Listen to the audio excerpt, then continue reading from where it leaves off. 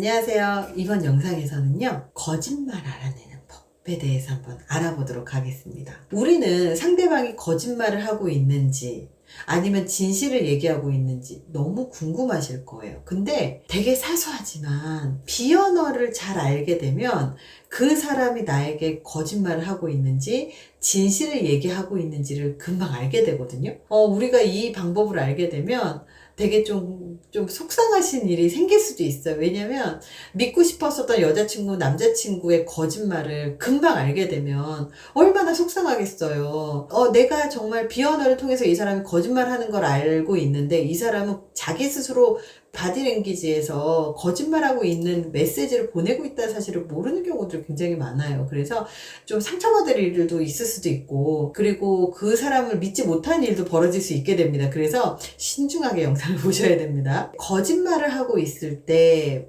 이 신체 바디랭귀지가 무의식적으로 어떻게 행동을 할까?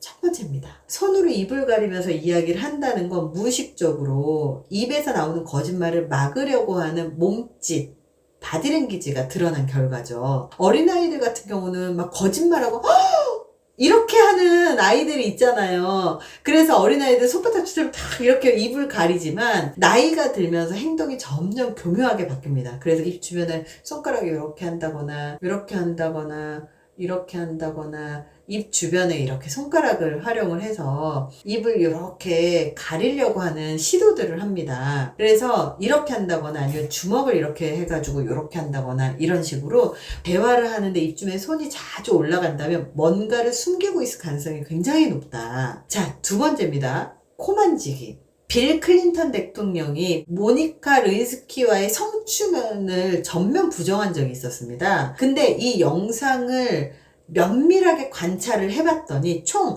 26번이나 이 코를 만진 것으로 나타났어요. 결과적으로 이 루인스키와의 성추문이 사실로 밝혀졌잖아요.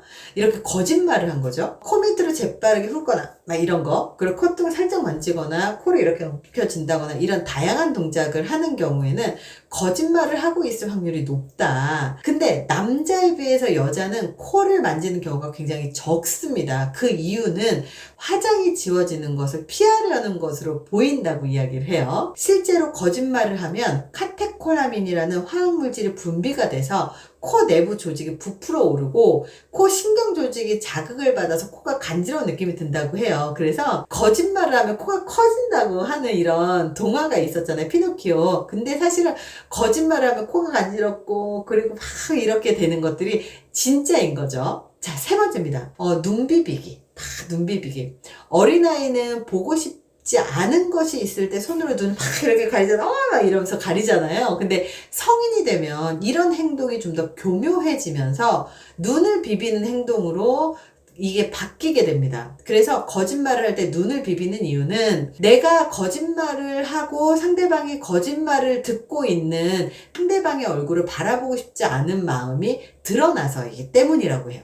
그래서 눈을 비비는 것뿐만 아니라 먼 곳으로 시선을 돌리거나 눈밑을 살짝 만지는 행동, 이런 것들도 마찬가지로 거짓말을 하고 있을 가능성이 굉장히 높습니다. 네 번째는요, 귀 만지기. 귀를 만지는 것도 눈 비비기하고 비슷한 맥락입니다. 나쁜 말을 듣지 않으려는 상징적인 시도인 거죠. 그래서 아이의 귀를 틀어막는 노골적인 행동은 어릴 때나 하는 거지, 성인이 돼서 귀 주위에 손을 올리거나 귓볼을 잡아당기는 이런 교묘한 행동으로 나타나게 됩니다. 그래서 귀 뒤를 막 문지른다거나 귀를 막 파는 뭐 이런 행동, 귀 전체를 덮거나 뭐 귓구멍을 막거나 이런 변형된 행동을 많이 하게 됩니다. 그래서 귀를 만지는 건 이제 네 말 이제 그만 듣고 싶어 라는 의미로 해석이 될 수도 있고, 거짓말을 하고 있구나로 해석이 될 수도 있습니다. 그래서 귀 만지기는 두 가지로 해석이 될 수 있다. 자, 다섯 번째는요, 목 긁기.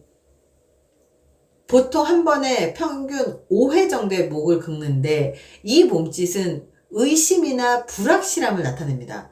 동의해야 될지 말아야 될지 잘 모르겠다, 이런 의미예요. 그 얘기는 뭐냐면, 그래, 나 진짜 그 이야기 잘 모르겠는데 네 기분 어떤지 잘 알겠어, 이런 의미라는 거예요. 그래서 그래, 네 말 다 알겠어, 그러니까 네 기분 다 알겠어, 그러면서 막 이렇게 목을 긁잖아요. 그러면 사실은 이해하지도 못했고, 그리고 그 사람이 어떤 기분인지 전혀 모른다는 뜻입니다. 그래서 이럴 때는 이 사람이 행동으로 나에게 말하는 것하고 다르다라는 것을 보여줍니다. 자, 6번째는요. 옷깃을 잡아당기는 거예요. 옷깃. 이 이야기는 뭐냐면 거짓말이 들킬 것 같은 그런 느낌이 들면 혈압이 막 상승하잖아요. 그리고 목에 땀이 차기도 하잖아요. 그래서 열을 식히기 위해서 옷깃을 잡아당기는 거예요. 그래서 말을 하면서 어떤 분들은 막 이렇게 하면서 말하시는 분들이 있어요. 그럼 그건 뭐예요? 다 거짓말을 하고 있다는 거예요. 화가 나거나 실망했을 때도 흥분을 가라앉히기 위해서 옷깃을 이렇게 잡아당길 수 있습니다. 왜냐면 열을 가라앉혀야 되기 때문에.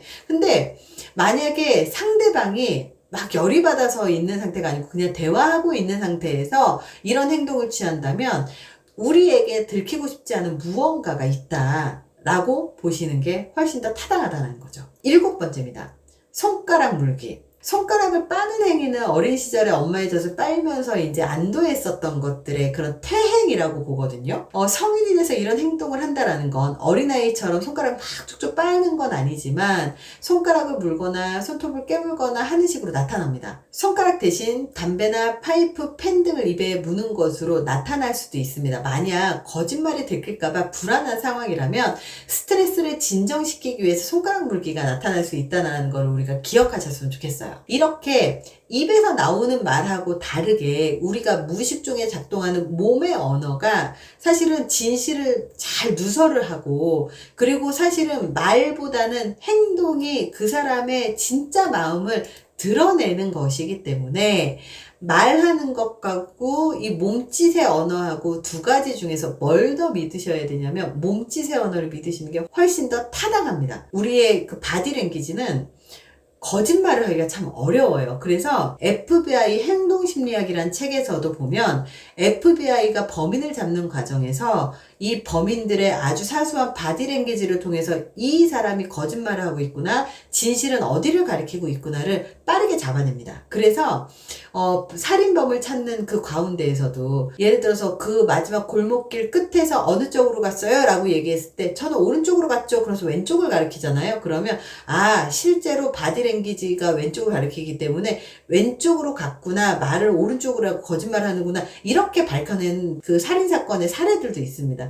그래서 말과 행동 중에서 행동을 믿어라. 항상 심리학에서는 이렇게 이야기를 합니다. 오늘 영상이 도움이 되셨길 바랍니다. 감사합니다.